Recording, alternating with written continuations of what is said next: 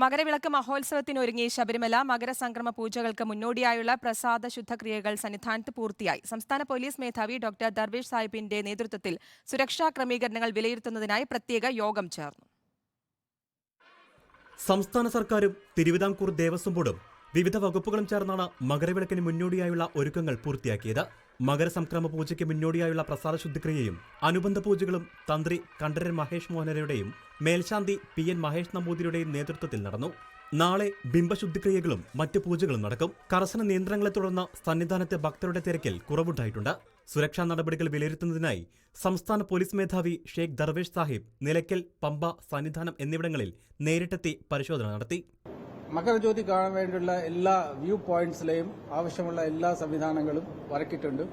അവിടെ ലൈറ്റിംഗ് സംവിധാനമായാലും അവിടുത്തെ സെക്യൂരിറ്റി സംവിധാനമായാലും എല്ലാം പോലീസ് ഭാഗത്തിനു വേണ്ടി ചെയ്തിട്ടുണ്ട്. കൂടാതെ മറ്റ് ഡിപ്പാർട്ട്മെന്റ്സ് ആയിട്ട് ആവശ്യമുള്ള എല്ലാ കണക്റ്റഡ് സർവീസസിനും കൂടി നമ്മൾ ഉറപ്പാക്കാൻ വേണ്ടി ശ്രമിക്കുന്നുണ്ട്. സുരക്ഷാ നടപടികളുടെ ഭാഗമായി കോട്ടയം, ഇടുക്കി, പത്തനംതിട്ട ജില്ലകളിൽ ക്രമീകരണങ്ങൾ ഒരുക്കിയിട്ടുണ്ട്. മകരവിളക്ക് ദിവസമായ തിങ്കളാഴ്ച പമ്പയിൽ നിന്ന് മല കയറാൻ നിയന്ത്രണങ്ങളുണ്ടെങ്കിലും വലിയ തിരക്കുണ്ടെങ്കിൽ മാത്രമേ വാഹനങ്ങൾക്ക് നിയന്ത്രണം ഏർപ്പെടുത്തുകയുള്ളൂ. മകരജ്യോതി ദർശനം നേരിൽ കാണുന്നതിനായി സന്നിധാനത്ത് നേരത്തെ എത്തിയ ഭക്തർ പർണശാലകൾ കെട്ടിക്കഴിയുകയാണ്.